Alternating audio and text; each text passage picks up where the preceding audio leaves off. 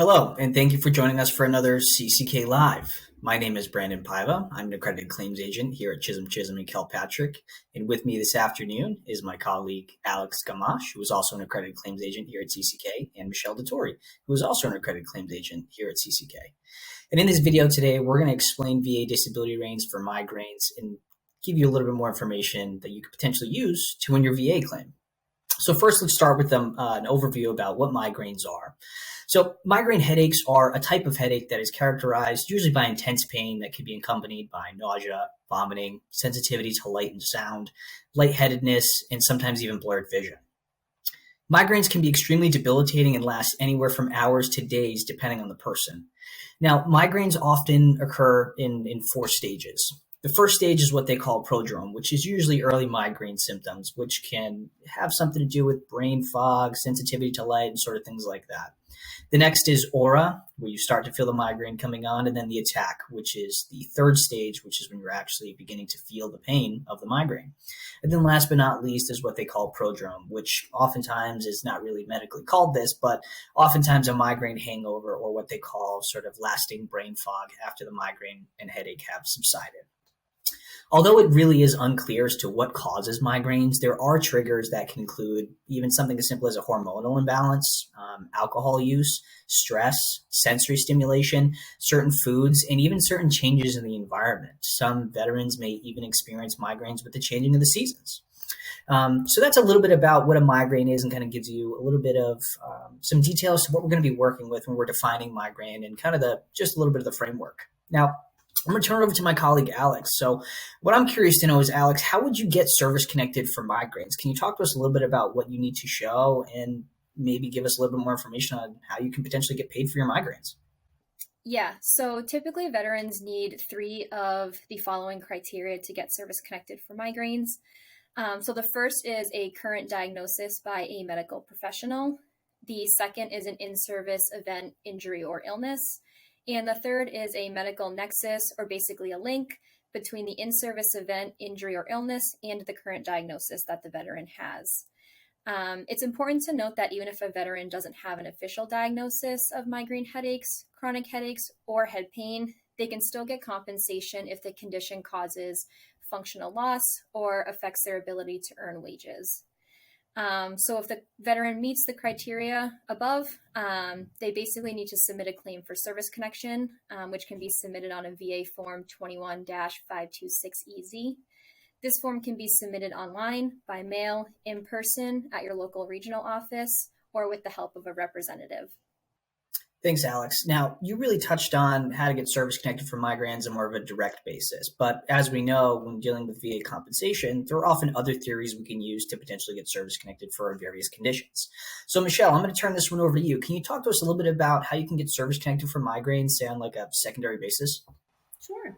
So oftentimes you see that migraines are a very common side effect of a service-connected condition. So typically in this scenario, a veteran would have a diagnosis of migraines and they would have a link to a service-connected condition, basically that a service-connected condition is causing these headaches or maybe possibly aggravating them. So you often see them with a couple different conditions, and I'll kind of go through some of those. So we see them a lot of times with psychiatric conditions. As you can imagine, Brandon had touched upon how stress is one of the leading causes for headaches. And PTSD, anxiety are going to cause a lot of stress. They're going to heighten that. And a lot of times you see a lot of veterans that suffer from headaches or that they already had headaches and their PTSD and anxiety trigger an episode. So that's when we talk about aggravation, that, maybe if they didn't have their PTSD or their anxiety, they wouldn't have that headache or that migraine trigger at that point in time. You also see it for depression. So another common cause for headaches and migraines is sometimes a poor diet. So a lot of veterans, because they're so anxious, they're not maybe eating enough or eating properly. So that could trigger a headache or a migraine. Or sometimes they're overeating, and that could also be a common cause, for a headache trigger. You can see it a lot of times for pain and then also pain medication. So that is a very common side effects for a lot of pain medication. So that's something to keep in mind, for neck pain, for back pain. Those the pain can trigger a headache or a migraine, but also the medication you're used to treat it. High blood pressure causes it. High blood pressure medication is very common for it. You'll see it with a lot of traumatic brain injuries. A lot of times, a big side effect that veterans have down the road is going to be the migraines, sinus problems, so sinusitis, rhinitis. You'll see it a lot because of the pressure right there.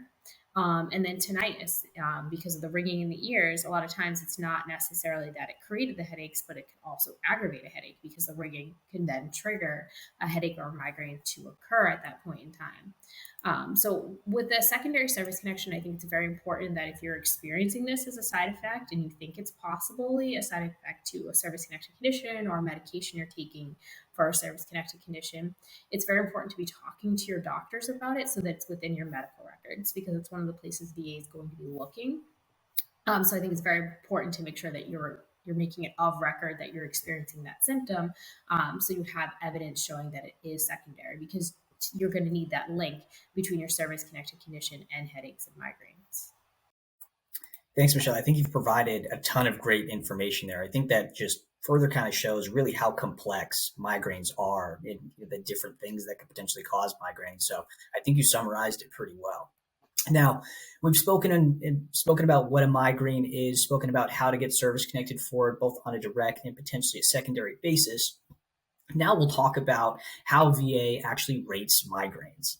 So VA rates migraine headaches under 38 CFR 4.124A. So that's 4.124A. Under diagnostic code 8100, which is what you're going to want to remember. So diagnostic code 8100 for the purposes of what we're going to define here. Now, this diagnostic code includes disability ratings ranging from 0 to 50%, with the criteria based on the severity and frequency of the migraines. The criteria is as follows. So we'll get a veteran who has a 0% rating.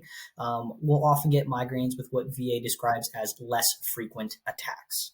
In order to get a 10% rating, you'll have to have migraines that are characteristic of prostrating attacks averaging 1 in 2 months over the last several months. So a little bit of subjectivity there. In order to get a 30% rating, the migraines will have to have characteristics of prostrating attacks occurring on an average of once a month over the last several months, as opposed to the 10% rating, which is 1 in every 2 months. The 30% rating is at least a prostrating migraine or a prostrating attack every month or so. And last but not least, the highest scheduler rating that VA offers for migraines is the 50% rating. This is what VA characterizes as very frequent, completely prostrating and prolonged attacks, productive of severe economic inadaptability. So that's a little bit more severe, obviously, than that 30% rating. This definitely happens more than once a month, we would like to think, in our interpretation of this 50% rating. Now, the term prostrating generally means the migraine headaches are so severe and debilitating that the veteran must stop all activity, lay down for an extended period of time due to complete exhaustion and even physical weakness. This may also require veterans to take medication or seek medical attention depending on how bad their migraine is. So when we're talking about the prostrating, it basically has to kind of stop you in your tracks and be like, well, I need to go, lay down for a few minutes, or I need to stop whatever I'm doing right now because this migraine is so bad. So that's kind of what VA defines as prostrating, very kind of generally speaking. So now that we've kind of spoken about what the different VA ratings are, let's talk about what might, a veteran could expect in a compensation and pension exam for migraines. So to give us a little bit more information, I'm going to kick it over to my colleague, Alex. Can you talk to us a little bit about what veterans can expect or what actually happens during C&P examinations when we're trying to rate migraines? Yeah, so typically when the VA determines that migraines are secondary service connected to a condition or a result of service, they will go ahead and schedule a compensation and pension exam to determine if the nexus exists and the severity of the condition. So kind of going back to the direct service connection, the VA examiner will basically give an opinion and basically say if that condition is at least as likely as not due to service and sometimes even secondary to other service-connected conditions. Talking about severity, they'll also kind of go through specific criteria in the VA exam to determine how severe the veteran's migraines are. During these exams, veterans should definitely thoroughly explain the severity of their symptoms to the examiner so that the examiner can properly rate the condition. Like Brandon mentioned, they rate migraines basically on prostrating attacks. So it's important to detail all of the symptoms and limitations that occur during a migraine episode so that the examiner can accurately assess the impact of that condition. If the outcome of a VA exam is not favorable, there are definitely ways to challenge that. Veterans can obtain a copy of their VA exam to see if any information discussed during the exam is missing or if it's noted inaccurately. And they can also request a second opinion if they don't believe that the opinion that they obtained in their VA exam is accurate, or they can also get a private physician or their own medical professional opinion. Thanks, Alex. Yeah, that's some more great information as well. I think one important piece that you highlighted that I think we should all continue to remind our clients and any veterans seeking service connection for migraines, make sure that you're thoroughly explaining the severity of your symptoms to your examiner or your primary doctor.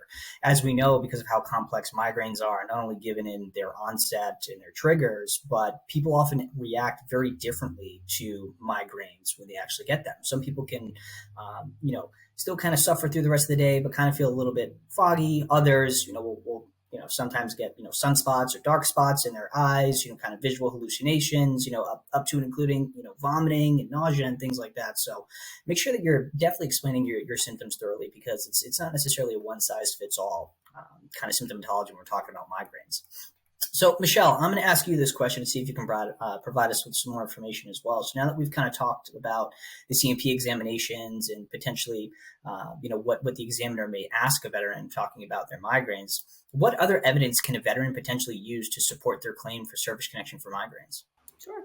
So one big one is that you should be trying to submit lay evidence. So with lay evidence, there are three major things that I look to include or I look for, and it's duration, frequency, and severity. So duration, frequency, and severity, those are three big things that go along with the rating criteria. So we want to know how often they're happening, how long they're lasting, and what you can do or cannot do during that period. So a lot of times you'll be talking to veterans and they'll say, I experience a headache during that time. I have to just go lay down in a quiet, dark room until the headache passes. And then it's how long does that take? It takes several hours to I'm out for the night. And just showing that that's how long you're out for. And then if showing how often it happens once or twice a week. Keep in mind, sometimes veterans have minor headaches and then they have major headaches. So there's sometimes different types of migraines they're having. They're having ones that maybe they took medication and it went away, and that's one type of headache. But then they have the more severe ones, which are very common and I see very often, is that it's not always the same severity. Then the severe headaches happen, 4 times a month, and then they're completely out for 2 days. So it's very important to touch upon that stuff. If you are working, I think it's very important to talk about how it impacts your ability to work. Are you missing days? Are you having to leave early? Are you getting accommodated when you have a migraine? Like, does your employer let you go lay down in the couch in the back room until it passes, which is an hour to 2 hours? These are very important things to be discussing.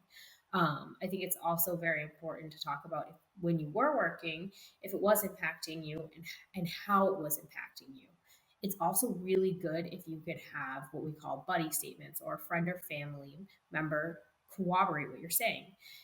Because VA is very unique in the sense that they often take lay evidence with the same weight as medical evidence. So if you have friends and family saying the same thing and saying how severe it is, and especially if you have a negative VA examination, you now are adding, favorable weight to the fact that your headaches are more severe than what was reported there. Going along that lines, you can also get your own medical opinion. You can take a disability benefits questionnaire, which we do have on our website, links to them, but they're also on VA's website. And you can take that to your doctor and have them fill it out for you to show the severity of the condition. You could also generally just get a medical opinion without the disability benefits questionnaire from your doctor, especially a lot of times your doctor is, often a lot of people see neurologists instead of maybe their primary care doctor, who we consider a specialist in their field. So they can maybe carry a little bit more weight with their opinion. So those are very common things that we do. Again, if you are having these symptoms, it's very important to be reporting them to your doctor, reporting how often they're happening, what's happening during it, because showing consistent medical evidence is also a really good way to support your claim as well. Thanks, Michelle. Again, a lot of good information there. I think, really kind of what it boils down to as well is you're not just necessarily limited to the information that is discovered during your C&P examination. to talk about the severity of your migraines.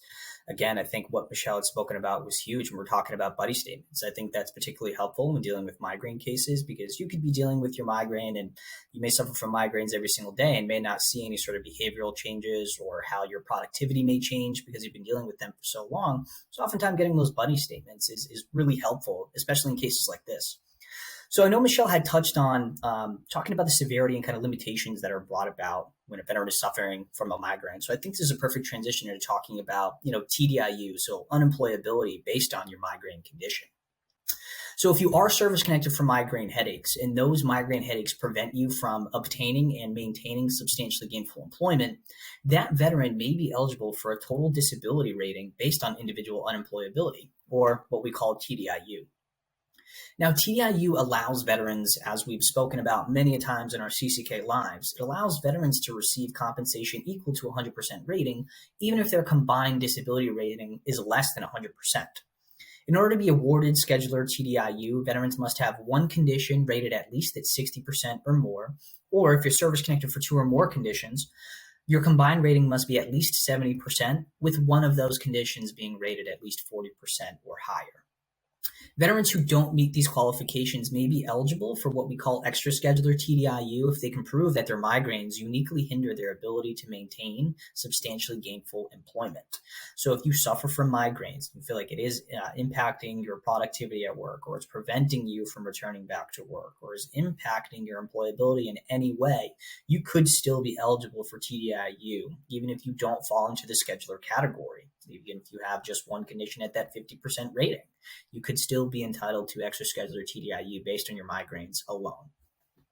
So I think that about hits the nail on the head. I think we've kind of provided enough information for one afternoon. I know this was pretty dense, but we've provided a lot of good information as to what migraines are, how to get service connected, the multiple theories you can use, what evidence you can use, and even provided information as to what you can expect if you're a veteran going through the compensation and pension examination kind of factor of this, if you're finding that you're seeking service connection for migraines. So as always, we have more information on migraines and the VA rating system can always be found on our CCK blog or through our other CCK videos. Thank you very much for your attention this afternoon or this morning, whenever you're watching this video. Thanks for tuning in, and be sure to subscribe to our channel. Thanks again.